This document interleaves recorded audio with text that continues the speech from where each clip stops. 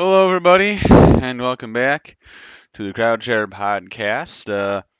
It's been a little bit of some time. I had some stuff I had to take care of. It was a little bit of a hectic week. So that's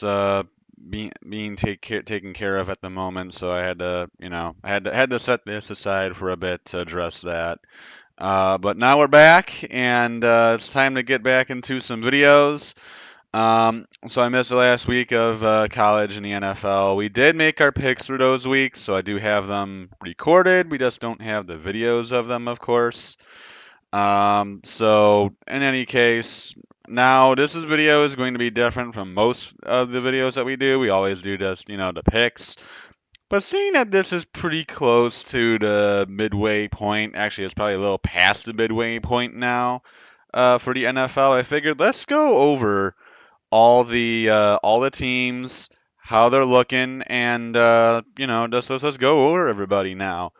We're halfway through the year, so let's see how these teams are doing so far this year. And we'll start with the AFC, and we'll do the NFC next. We'll do separate videos for both conferences.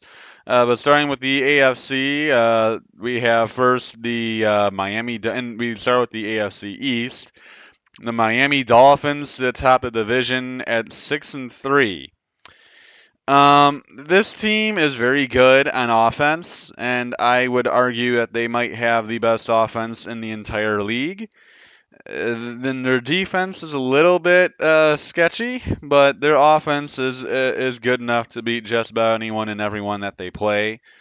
The only problem for Miami, like I said, is really the defense, and they really have not yet played. Well, they've played big time opponents. They've just lost to all of them. Now, I will say, when they played both the Chiefs and the Eagles, they made it competitive and they made both of those games very close and very difficult. But the point is, they still did not beat either one of them. And then the Bills, of course, absolutely obliterated them. So they have yet to, I think, necessarily really prove themselves as a dominant team. They did beat the Chargers in their first game of the year, which is a nice win. But really, other than that, I mean, they've beat the Patriots twice. Big whip-de-doo. The Broncos have not looked good, although they did score 70 on them. Uh, they did beat the Giants. Big whip-de-doo. They beat the Panthers. Big whip-de-doo. Just they haven't really played many great teams, so we'll have to see. They have the Raiders coming up here, and then they'll get the Jets, Washington, Titans, Jets. Oh, well, their end of the season's pretty tough, but really their hardest opponent in their next few games looks like it's pretty much the Jets, of which they will get twice. Of course, the Jets don't really have an offense at the moment, so that's going to make it difficult for the Jets, but their defense is very good, and we'll get to them in a minute here. But Miami doesn't really have the toughest schedule. So I mean they're a solid team, but they're really going to have to prove that they can beat the best of the best to really prove themselves as a legitimate contender. Next, we have the Bills sitting at 5-4. They have been a bit of a disappointment this year. I think a lot of people expected them to be a lot better, and instead I mean, we'll get to Philly in the NFC side, but kind of like the Eagles, they've gotten very cavalier with the football. Well, Josh Allen has gotten very cavalier with the football. The Bills are. He's been turning it over a lot, and they have taken a couple, not so great. They took a not so great L to the Patriots, who, by the way, have only won 2 games, as you can see. So yeah, losing to them is not good. The other losses, they lost in the home opener or in their opening game to the Jets, who lost Aaron Rodgers, but they still lost to him in overtime. They lost to the Jags in London. Jags are a tough team. Apparently in London they just have whatever all sorts of magic for some reason. And the Bengals aren't easy either. So they'll have and Monday night game has not happened. They still have yet to play the Denver Broncos tonight, so they could go probably to 6-4 by then. And they probably will go to 6-4 by then.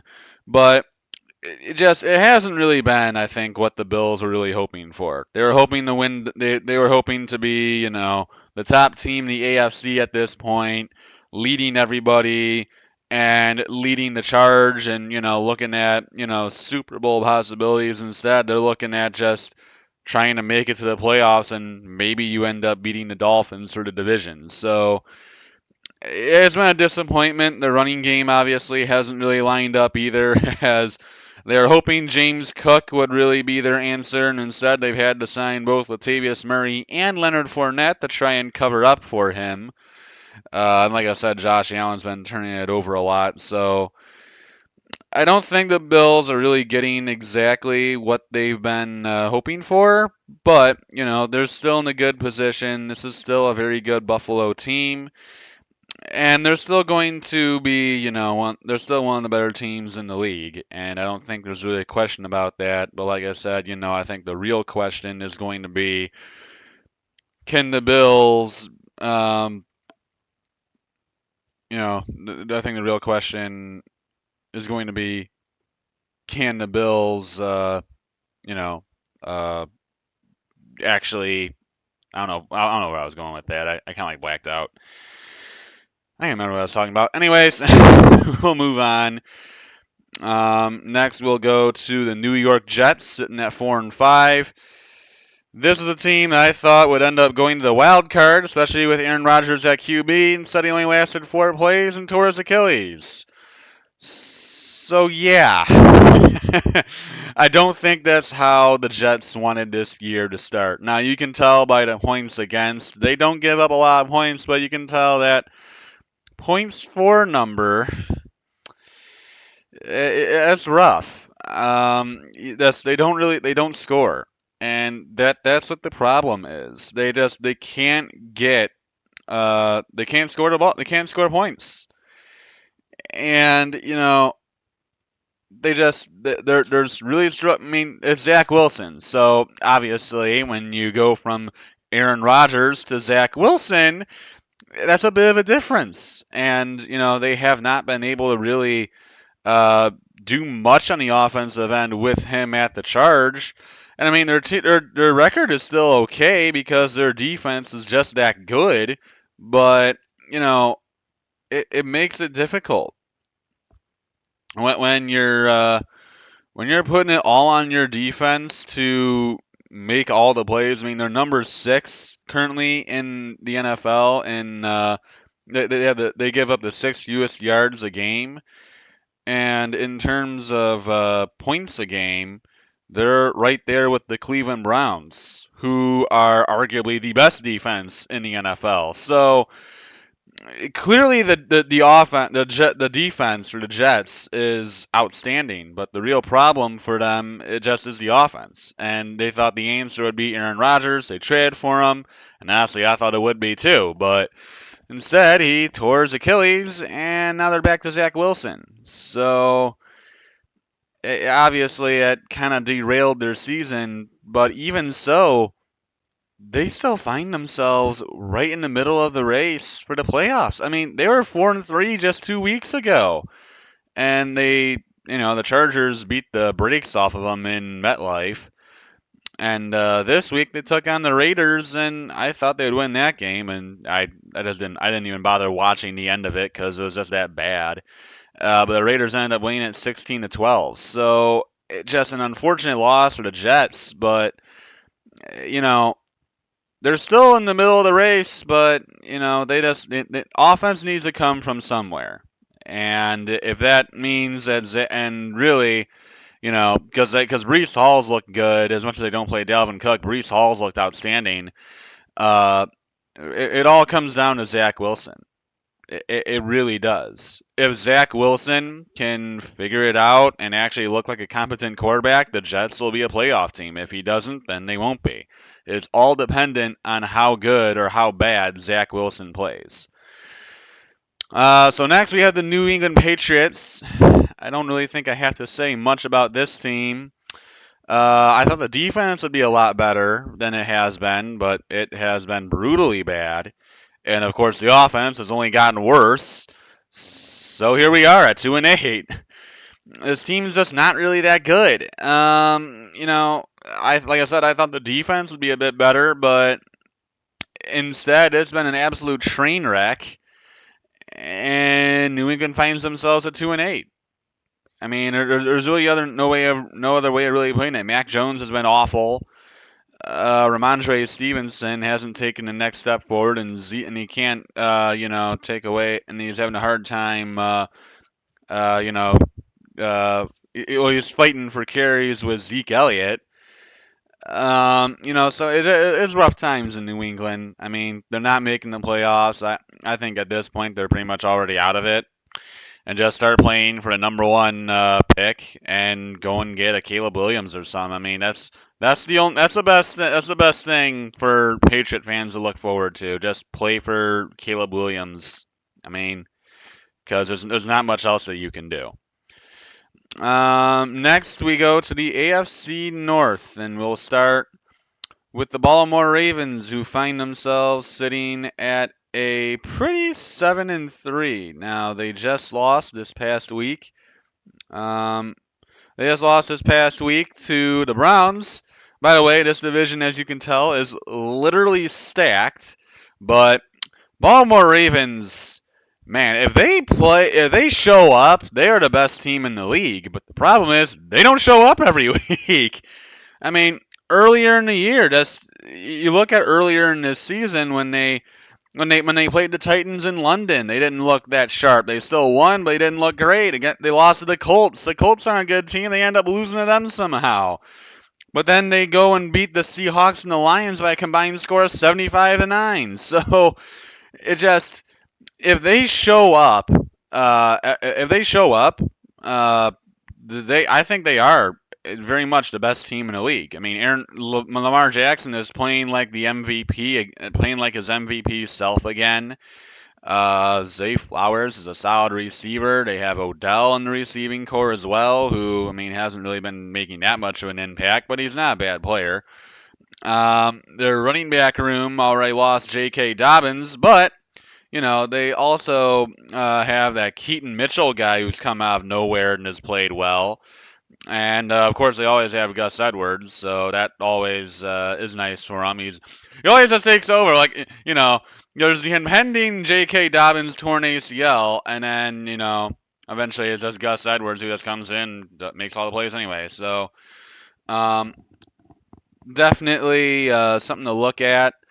And the Raven defense has been outstanding. They're playing like one of the best units in the league. I think they are a really good defense. I didn't think they would end up being this good, but they are certainly playing like one of the best defenses in the league right now. And they have been fabulous. I mean, they're giving up the second least yards per game out of anyone. The only team ahead of them, we're about to talk about in a little bit here, is the Browns. But they also give up the least amount of points in the NFL. So, I mean, they are a outstanding defensive unit, and they really make it tough for opposing teams. And even on the offensive end of football, it's not like they're completely anemic. Oh yeah, and by the way, they also have the most sacks in the league on top of it.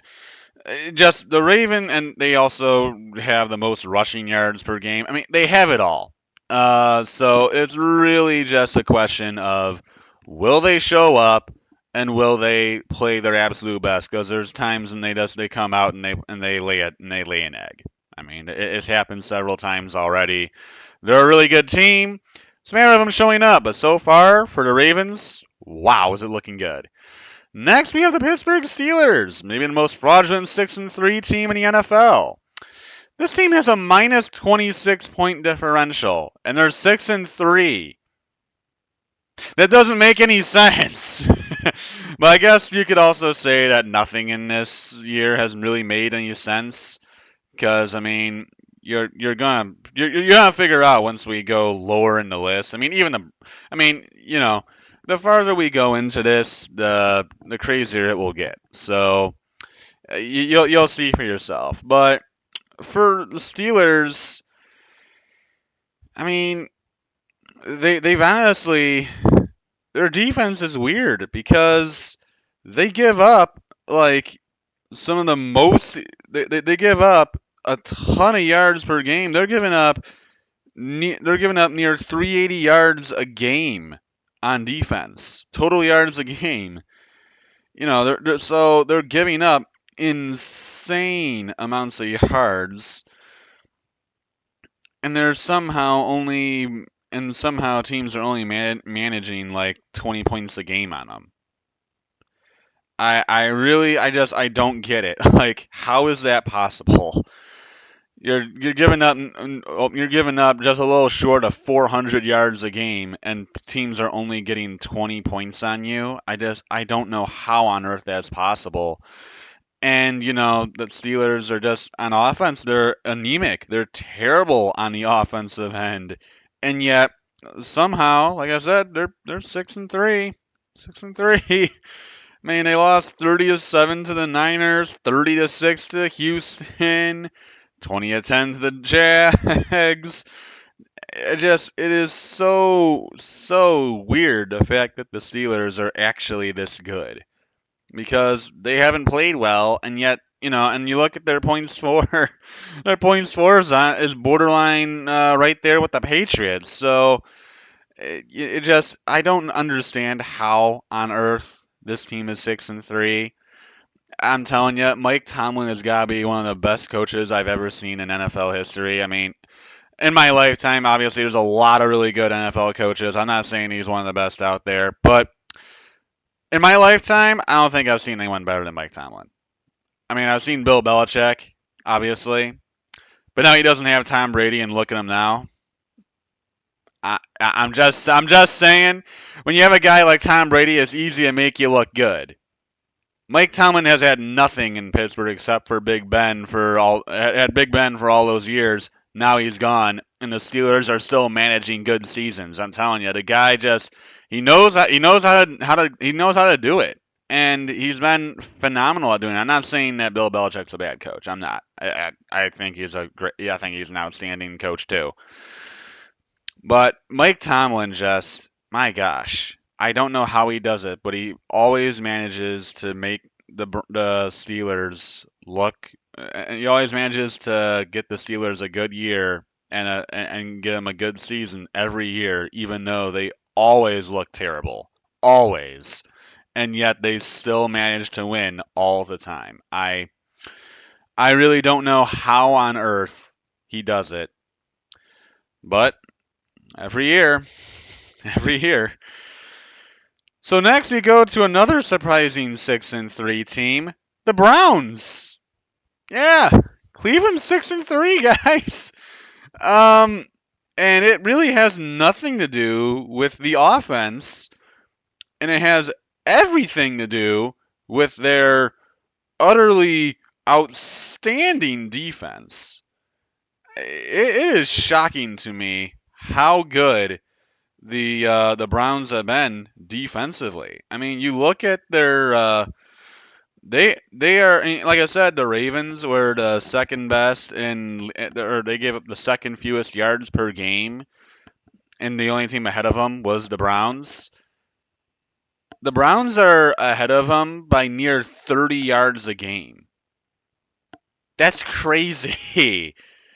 And they give up the least passing yards by like 15 a game. And they're a solid ground defense as well, and they give up the sixth fewest points in the league. They have been incredible defensively, and as much as their offense maybe hasn't been necessarily dynamite, you know. I guess when you have a defense like that, do you really need them to be any good? I mean, Watson hasn't even looked that sharp, and yet they're just doing all their damage on the ground. I mean, the Ravens and the Browns, they really are very eerily similar teams. The Ravens, like I said, they were a top defensive unit, topping a lot of different categories on defense. And then on offense, that passing attack for the Ravens has been maybe a little bit better than the Browns, wherever they are. I didn't see them. Where are the Ravens? I can't find them. They just forget to put them on. Oh, there they are. Okay. But yeah, the Ravens are, they're ahead of the Browns just slightly in passing yards on offense, but then on defense, or not on defense, but then on the ground running the ball offensively, they're the top two teams in the league. It just, I am so surprised by how good Cleveland has been, especially with no Nick Chubb. That's the even crazier part. Chubb is out for the year, so they don't even have Nick Chubb. He had the nasty ankle injury in the second game of the year against the Steelers, and they're still 6-3 without Chubb. So, I mean, can they keep this up? Really, I don't know. But they have certainly played as well as you could imagine with Deshaun Watson being terrible. Well, I don't know about terrible, but he hasn't been great. With Watson not living up to what the Browns were hoping for, and just simply the and the run game has been outstanding. But really, obviously, the key point to the Browns was supposed to be Deshaun Watson, and it hasn't been. So really surprising for the Browns. Outstanding start to the year. And I mean, obviously, they're in an incredibly tough AFC North, but hey, they're playing well and they're managing and they're finding they're winning games. And the way their defense is playing, I don't know if there's many teams that will be able to beat them. And then next we have the Cincinnati Bengals, who have been another team that's kind of been all over the place, and shockingly, even at 5-4, they've been obviously a little disappointing, but even at 5-4, they're last in the division. The thing for the thing for the Bengals is they had a rough start to the year, and this seems to be a problem for Cincinnati every single time. They start off the year bad.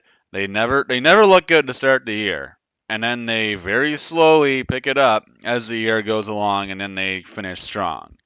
This year, though, is taking a lot longer than usual because Joe Burrow's had a calf injury most of the year. And then they finally looked better coming out of the bye after they got the better of the Seahawks. They took on the Niners, and holy crap, did they dismantle them on the road. Then they got the Bills at home in a nice win, and then they took a heartbreaker this past week against the Houston Texans, losing by 3. Now, we're going to get to the Texans in a minute because they have actually been shockingly pretty darn good. But I mean that's a really tough loss. But with the way Houston's been playing, honestly, that's not a bad loss. And then the Bengals in their division. I mean they have their next 3 games are Ravens, Steelers, Jags. None of those are easy. And I mean obviously the Steeler game is one that you would think that the Bengals should win, or you would hope the Bengals would win. But they're going Thursday night on the road against Baltimore. Man, that's a tough one. That's a really tough game, and I don't know if the Bengals can get that. And it's kind of surprising that they might end up missing the playoffs. But really, I think the Bengals are finally reeling it back in. Like I said, they had that really, really rough start to the year, but I think Burrow's looking much healthier now. He's looking a lot better, and even though they did take the loss to Houston, I think the Bengals they're getting back on track now. Because the rest of their schedule is incredibly rough and incredibly tough, it's not going to be easy to make their way to the playoffs. But I think this is a very good team, and they're slowly getting back on track. They always do this, but they're starting to make their way back. Well, it might take some time, it might take a little bit more time for them, but the Bengals are looking a lot better than they were to start the year. They're looking a lot better now than they were to start the year. That's what I was trying to say. So next, let's go to the AFC South. And let's look at the Jaguars, who lead the division at 6-3. They had been one of the hottest teams in the NFL until their streak came to a crashing halt when the Niners absolutely absolutely demolished them in Duval. They won 34-3, and I think that was a reality check for the Jags. Look, this is a very good team. They played well. They've won some tough games. They beat the Bills. They beat the Saints. They beat the Steelers. They took a hard loss to the Texans. And look, this is not a bad Jacksonville team. They've certainly earned all their praise. They certainly are a very good team. Um, Trevor Lawrence is playing a lot better. Travis Etienne's been really good. Calvin Ridley hasn't really been that special this year, but overall, the Jags have been a much better team this year, and they are certainly living up to they're going to win the division. I don't know if they'll beat the Chiefs or anything like that, but this team is certainly a lot better than it was last year. I think the Jags certainly are playing very well. They're a good team, but I don't know if they're necessarily good enough to beat the best of the best in the AFC. Overall, though, pretty good year so far for Jayville. Like I said, that Niner game was a reality check. The Niners have been on a rough stretch, and no, I don't. A lot of people were starting to think that the Jags would really end up beating them. I thought it'd be close, but I still thought the Niners would beat them. But after that blowout, you know, I think that maybe gives the Jags a bit of like I said, a reality check. Like, okay, we're good, but we still have some things we need to work on. I think that'll help out for Jacksonville as they work out the kinks in their they work out the kinks in their system, the kinks on the defense, the kinks on the offense, and it'll make them better. Obviously, you don't want to lose 34-3, but I think it'll make in time it'll make the Jags a better team. And then next we have probably the biggest surprise of the NFL this year, the Houston Texans at 5-4. If you had told me that at this point in the season, C.J. Stroud would have 2,626 yards, 15 touchdowns to 2 picks, I would say you're crazy. But that's exactly what he has. And he's playing like an NFL MVP in his rookie season. I am absolutely bewildered by how good he's been. And in turn, the Texans are playing like one of the best teams or in turn, the Texans are playing like a fantastic team. I mean, they're sitting at 5-4. They've taken some unfortunate losses. I mean, this is what tells you that this has been a weird. This is what tells you that this has been a very strange NFL season. The number one quarterback in terms of passing yards by actually over 150 is Sam Howell. Yeah, Sam Howell is number one in passing yards by 150 over C.J. Stroud. And then third is Tua. Just the only former MVP or guy you would expect to be an MVP that's even on the list is Pat Mahomes, and he is 5. Goff is number 4, but that's what tells you this has been a weird year. Anyways, that's not what we're talking about. Um, but C.J. Stroud has been unbelievable, and the Texan offense has really benefited from his absolutely incredible uh, passing attack. I mean, it's meant the Stroud-led passing game has been outstanding. You got Nico Collins and Tank Dell, of which have both really benefited from C.J. Stroud now being in Houston, and they both have been playing pretty darn well.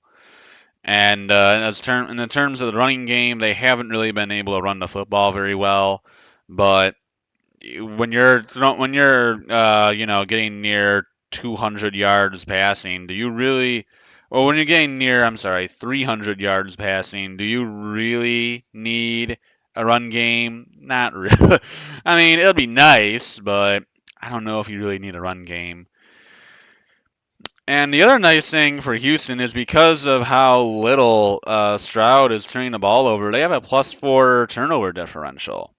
So that also is really nice to have.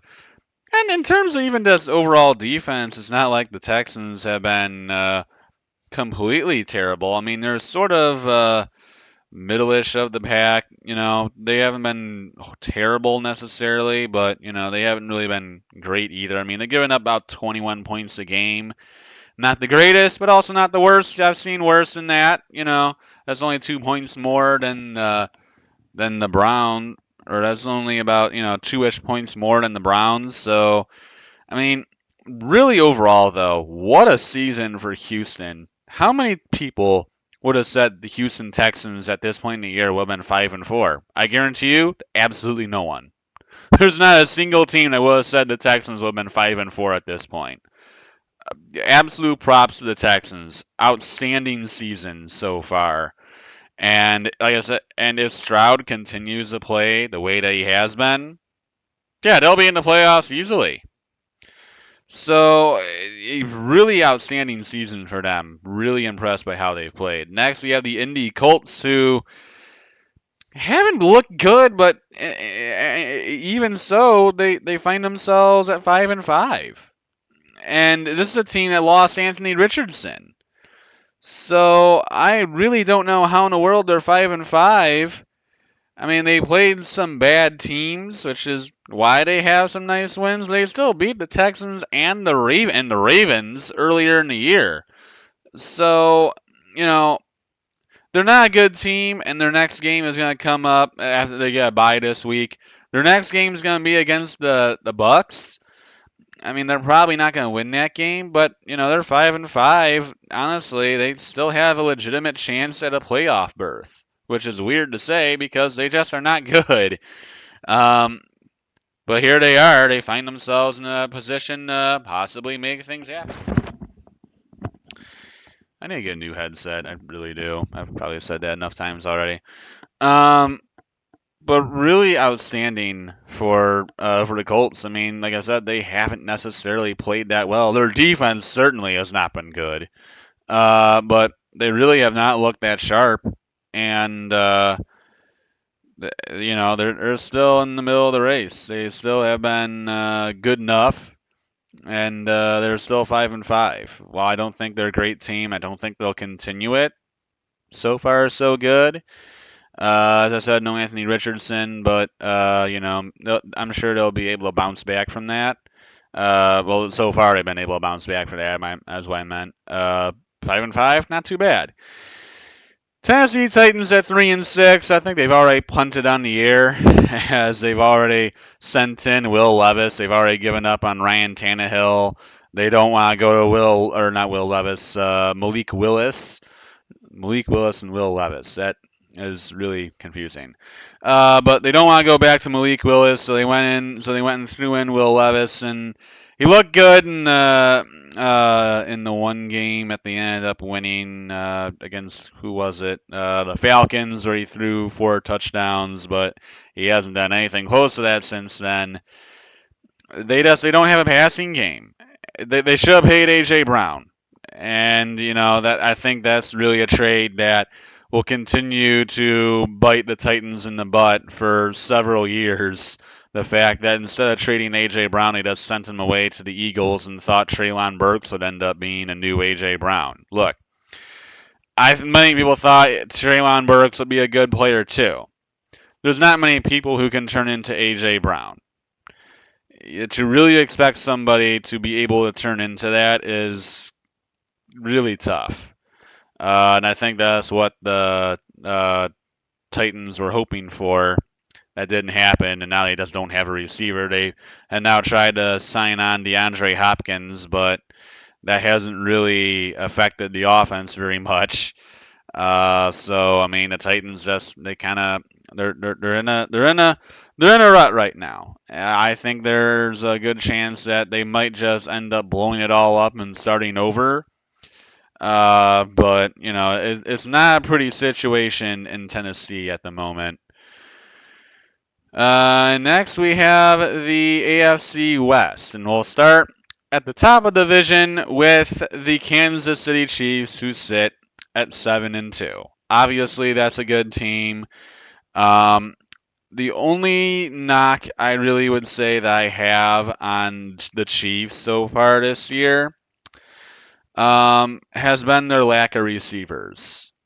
We kind of saw this when Travis Kelce was not playing earlier in the year. They struggle offensively whenever Travis Kelce is not out there. And I mean, you could say the same thing about many teams. You take out their best offensive option, they're going to struggle. But what I'm saying about Kansas City is without Travis Kelce, there's just not there's nobody. I mean, many people crap on Juju Smith-Schuster, but he's still a good veteran receiver. I mean, he hasn't done anything with the Patriots, but I mean, when you have Mac Jones throwing to you, yeah, of course you're not going to look good. Um, but in terms of what I'm saying for Kansas City, is they are incredibly dependent on Travis Kelce, and he's starting to get older. He's still a fabulous tight end, but I think the age factor is starting to take hold. We're starting to see him get hurt a little bit more. He's not as fast. Look, he's still a fantastic tight end, and he's still one of the best players there is out there. But unless Kansas City can find a receiver soon, you know, it could get interesting in Kansas City. They need a receiver, and they don't have it. They tried to trade for Kadarius Toney, that didn't work. They traded back for Mecole Hardman. I don't really think that hasn't really changed anything either. I don't think they have Rashee Rice. I don't think that's really done anything. They need a number one receiver. Now the interesting thing is going to be I think a nightmare scenario would be if the Dallas Cowboys, since they still haven't paid CD Lamb for whatever stupid reason, I really don't know why. If it's me, I'm paying CD thinking Lamb as much money as the guy wants. I mean, he's that kind of guy. He's incredibly. I'm not talking about the Cowboys right now. Uh, but the nightmare situation would be if the Chiefs were to end up coming across a number one type receiver in free agency or even the draft, and they end up getting him. I think that would make the Chiefs unstoppable. But right now they don't have that number one receiver. They don't have that number two guy behind Travis Kelce. That's the big thing. Travis Kelce is obviously the number one option in the offense, but they don't have somebody else that Mahomes can go to. There's not that number two guy. Now, they're still getting by, obviously, with Travis Kelce pretty easily, but if they want to be a true Super Bowl champion, they need that number two option, and right now, they don't have that. And next we have, and obviously their defense has been actually surprisingly very good, which has been the weird thing about the Chiefs. I mean, the offense has always been good, but their defense has been has been a complete surprise this year. They've come out of absolutely nowhere and have actually played like one of the best units in football, which makes no sense because the Chief defense is almost always bad. So, or not bad, but just not good. So, in the middle is what I'm trying to say, but I'm all over the place today. I'm sorry, guys. But overall, just the Chiefs they've been good. I think they still need that number two option on offense. But again, as I was saying, the defense has been so good. Do they really need a number two receiver with their defense playing that well? Who really knows? Next is a bit of a surprise with the Vegas Raiders sitting at 5-5. Now, they fired Josh McDaniels, of which they should have done probably midway through last year or certainly before the start of this year, but they didn't.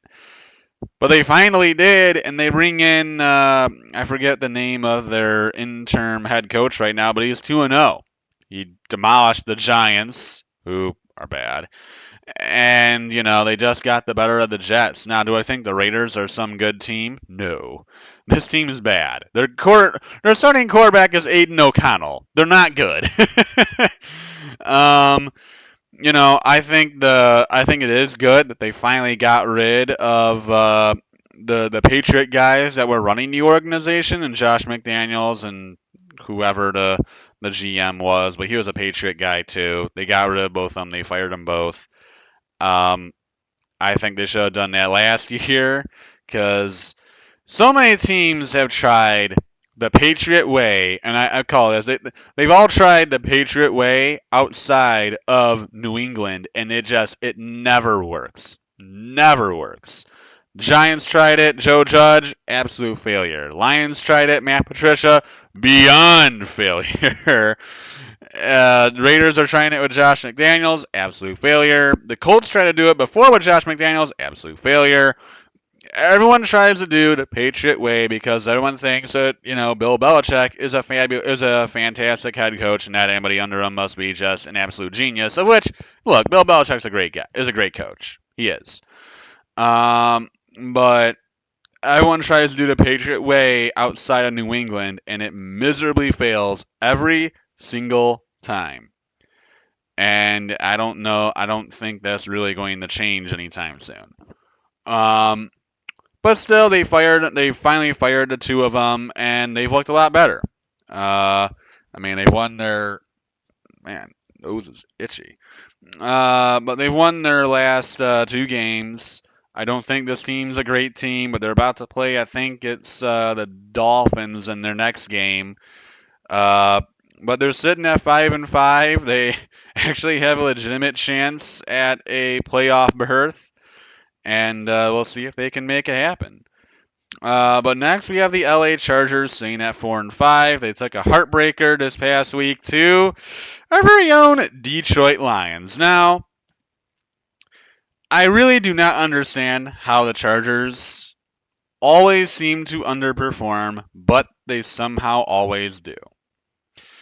They somehow find a way. I feel like this is just the AFC version of the Detroit Lions. I really do.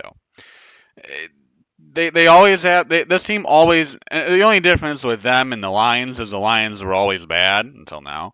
The Lions had always been terrible, but they also just would find ways to blow games anyway. The Chargers are actually a good team, but they find ways to blow games as well. Now, Justin Herbert, I think is Justin Herbert is obviously one of the best quarterbacks in the NFL. I would certainly put him top 5 easily. Um, the only thing with the Chargers has been the defense just continues to flounder around, and I don't get it. I mean, you have Joey Bosa and Khalil Mack on both edges. You have Kenneth Murray, who's a good linebacker. You got Derwin James. You have Asante Samuel. You have all these great defensive players. And even the USC rookie, he's looked good. Was it Tuipulotu or however you pronounce it? But he's looked decent so far this year. They have all these defensive players, and yet there's still not a good defensive unit. I don't understand it. I mean, their offenses look great. I mean, Austin Eckler's been good. Justin Herbert has been outstanding. Their entire offense has really played as well as admirably as it could. And Kellen Moore really has made this offense look a lot better. I mean, I think the difference from Joe Lombardi to Kellen Moore is drastic. Because the thing with Joe Lombardi, you guys don't recognize that name. That was the same guy who ran the Matt Stafford offenses. And if you saw Matt Stafford with the Lions, they tried to turn Matt Stafford into a pocket passer. Thing is, Matt Stafford, I mean, now he's more of a pocket passer because he's more like 36 by now. But in his Detroit Lion days, and even a little bit with the Rams, but during his Detroit Lion days, he was not a pocket passer. Matt Stafford is a mobile quarterback. Is he like a Lamar Jackson or something? No, but he's a mobile quarterback. He's not a pocket passer. He's more of probably a balanced guy. He can move around the pocket. He can move around the pocket. He can go and run. Yes, run for a few yards. You can run. You could go with QB runs with him. That's what Stafford was capable of. And he was the kind of tough guy that, honestly, if I was, and I'm not a coach, but if I was a coach for Matt Stafford, knowing how tough and how just willing the guy was to do simply anything, you know, I would call QB runs with him. Why not? Guy's tough. I mean, you don't want your quarterback getting hurt all the time. That's how we got JJ McCarthy hurt. That's college though. Um, but yeah, I would throw in QB runs. That's something you could run with Matt Stafford. And that's something you could run with Justin Herbert, but Joe Lombardi never did that. He wanted Herbert to be a pocket passer, which worked. But, obviously Herbert's does that good, but he could be even better if he was able to run. Now he's being able to run. Kellen Moore is letting him move around. He's letting him be mobile. He's letting him, create plays instead of just kind of staying in the pocket and hoping or hoping and praying for something to get open. you know, Kellen Moore is actually allowing them to create plays rather than hoping for them. And I think that's made the offense a lot better, but the problem is their defense just has not been up to par. And I don't really know how, but their defense continues to underperform even with all the talent that they have on there. And, I think this is still a team that could make the playoffs, but they need, and I mean need, to find a defensive backbone. Now, I get it that they played the Lions this past week. I was like, God, they gave up 41. Look, it's the Lion offense. I think most people can safely say that the Lions are a great offense. So, 41's still not good, but at least they're playing a good offense. So it's not like they gave up 41 to Denver or something. They gave up 41 to a good offense. But speaking of Denver, sitting at 3-5, they'll be playing tonight against the Buffalo Bills. But weird thing for Denver, as much as their points for actually line up with Vegas, really, it's not Russell. It's not Wilson. Russell Wilson this year has actually played pretty well. Has actually played decently well. Has he looked like his Seattle days? No, but I don't. Wilson's not the problem. Last year he was. Last year he was horrible. This year, though, it's not Russell Wilson. It's not his fault. He is not the issue in Denver. Ironic. Strangely enough, now it's the defense. The defense has been terrible for Denver. I mean, obviously that number's kind of inflated from the 70-point Dolphin game, which, my gosh, I don't know if I've ever seen a team in the NFL score 70 points in one game. I've seen teams get into the 50s, but 70? Wow. I mean, that's just 10 touchdowns? Just wow. Anyway, the thing for Denver, the offense has certainly looked better. And, Sean Payton has turned the offense around a bit. It hasn't necessarily been the greatest still. But like I said, Russell Wilson is not the problem. He's been better. He's been much better this year. Like I said, he hasn't been like old Russell Wilson, but he's still playing much better, and he's playing like a competent quarterback. Problem is, the rest of the team around him is not doing anything themselves. So now they're sitting at 3-5. It's rough days in Denver for sure. But they still actually they play the Bills tonight. They could end up beating Buffalo. I don't think they will, but Denver's got a shot. We'll see. This is a big game tonight. This could be either a big turnaround for the Broncos or it could just kind of end their season and end their hopes right there. Well, that's going to be it for this video. I hope you guys enjoyed it. Up next is the NFC, and I'll see you then. So, until the next one, adios, everyone.